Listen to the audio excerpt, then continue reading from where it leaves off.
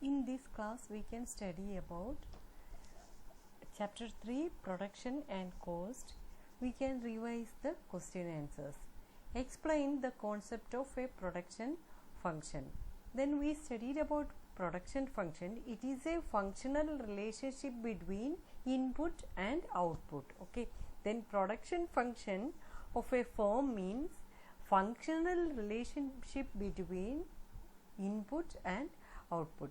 It specifies how many units of different inputs are needed in order to produce maximum output. Means how much we can produce maximum, means through it specifies how many units can produce with that inputs. Okay, then production function is written as F is the function of labor and capital. Then two inputs are there, labor and capital. Okay.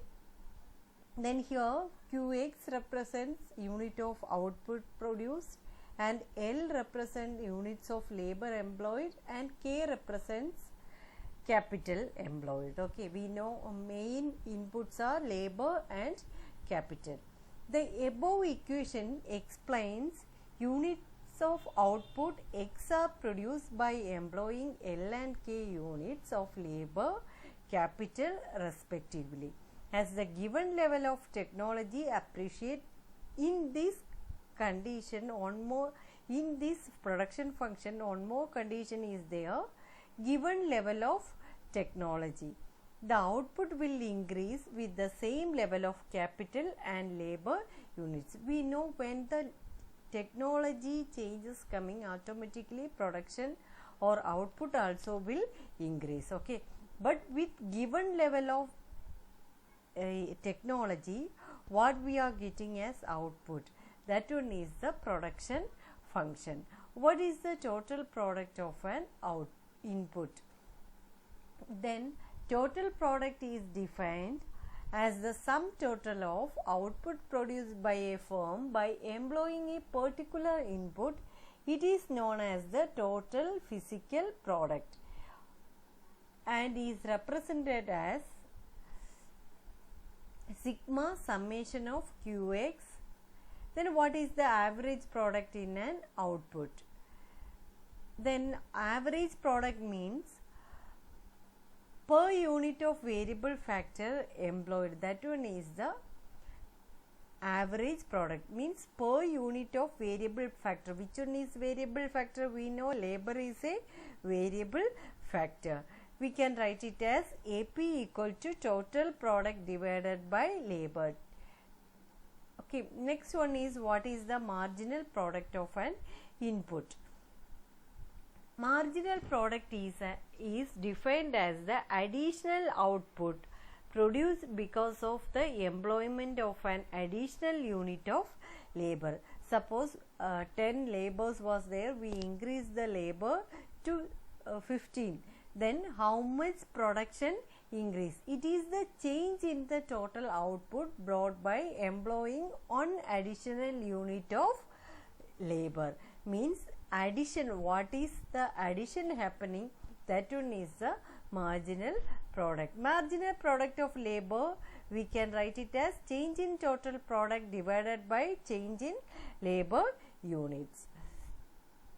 Okay, next one, explain the relationship between marginal products and total products of an input.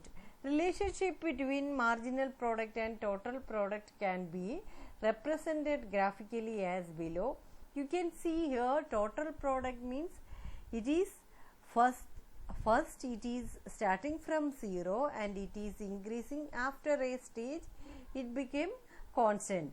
In the case of marginal product, you can see what is the status. Marginal product, first it is means total product increases at increasing rate till point K, and after that more units of labors are employed. The point K, we know this is the point K.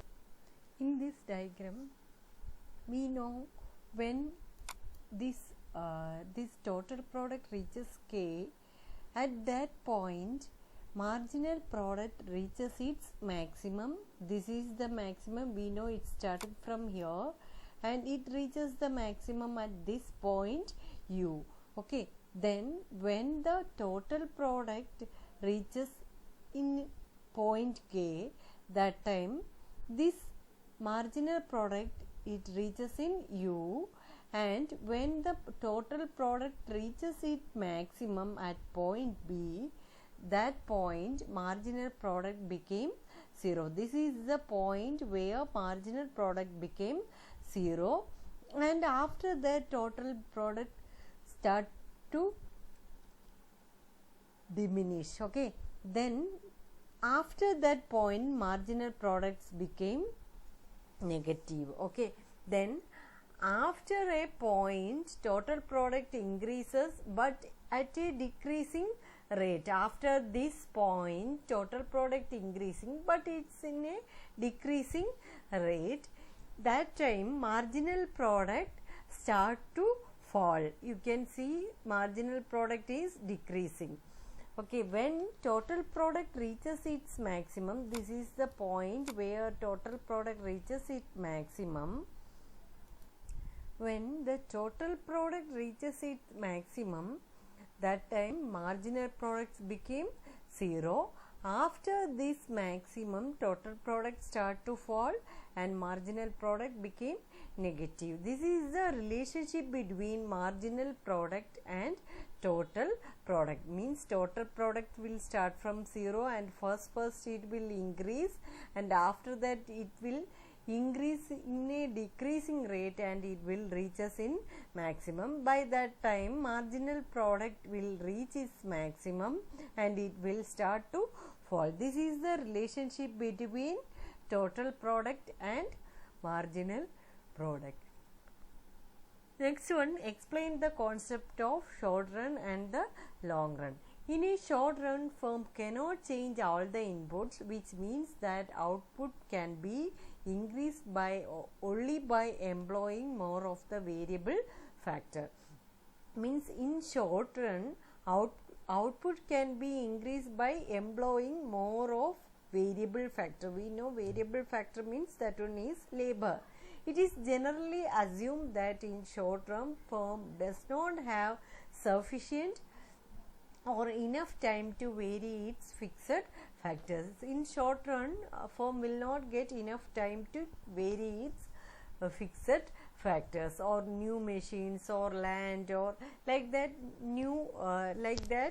fixed factors. Hence the output levels vary only because varying employment levels of the variable factor.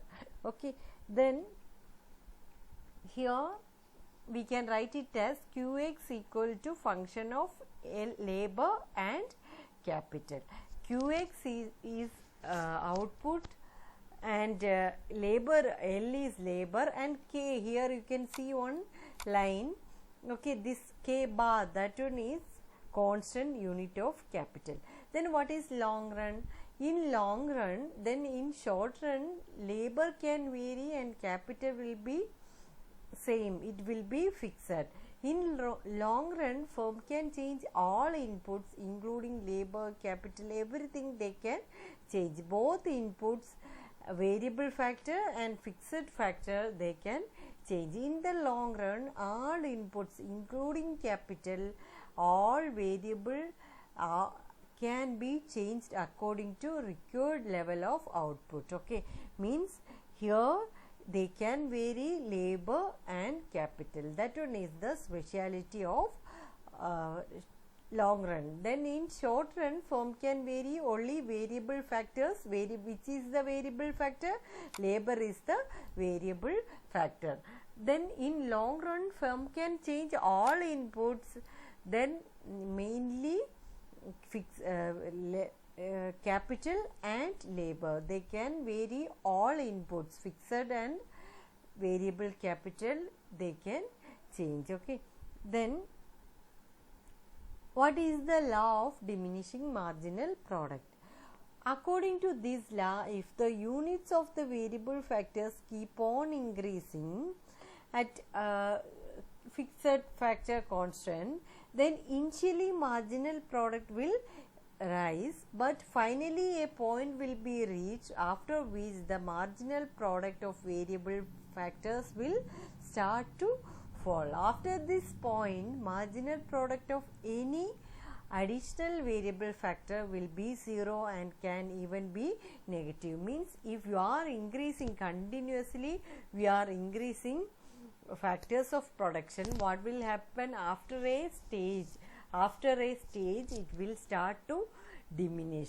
Okay, marginal product will start to fall. That one is the law of diminishing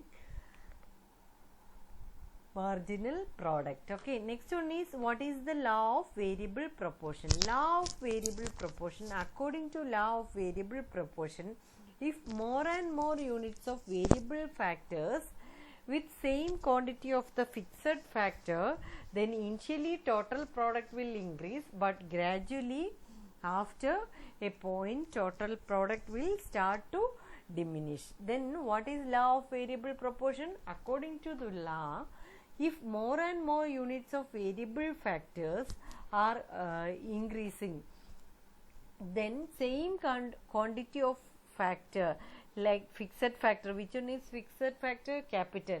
Then initially total product will increase, but gradually after a point total product will start to diminish. Okay, then first it will increase, production will increase, and after a stage it will start to decrease. That one is the law of variable proportion. Next one, when does a production function satisfy constant return to scale? Constant return to scale will hold when a proportional increase in all the factors of production leads to equal increase in the output. Suppose 10% of increase in output and 10% of increase in output leads to 10% of increase in output. That one is the fixed, that one is the proportional factors of production. Means proportionally increasing, means constant returns to scale, means 10% we increase labor and capital, then 10% production also increase. That one is the constant factor of production. When does a production function satisfy increasing return to scale? Suppose when a proportional increase, suppose 10% we increase inputs, then output more than that proportion, means we given only 10% but we got 20% or 15%, then we can call it as increasing return to scale. Okay, we given 10%, we got more than 10, then we can call it as increasing return to scale. Then what is decreasing return to scale? We given 10% of increase in input but we got only 8%, then it is decreasing return to scale, means output is less than the proportion, then it is decreasing return to scale. Okay, then briefly explain the concept of cost function. The functional relationship between cost of production and the output is called cost function. Then we can write it as cost of production, relationship between cost of production and output we can call as cost function. Cost function depicts least cost combination of input associated with different level of output. Then what is total fixed cost, total variable cost, total cost of a firm? Then total fixed cost, this refers to the cost incurred by a firm in order to acquire the fixed factors for production like cost, machineries, buildings, depreciation, etc. In short run, fixed factors cannot vary accordingly. The fixed cost remains same through all output levels. These are called as fixed cost. We know, suppose fixed cost, machine cost or like that cost, it will be fixed, building or machinery, depreciation, these all costs we are calling fixed factors. These costs for these factors some cost is there, that one is the total fixed cost. Next one is total variable cost. Then this refers to the cost incurred by a firm on a variable inputs for a product. Then total variable cost, according to that one, sometimes variable cost also will vary because labor cost increase. This refers to cost incurred by a firm for a variable things like labor, like that, variable inputs of production. Next one is total cost. The sum of total fixed cost and total variable cost we are calling as total cost. Total cost we can write it as total fixed cost plus total variable cost. Then total cost equal to total fixed cost plus total variable cost.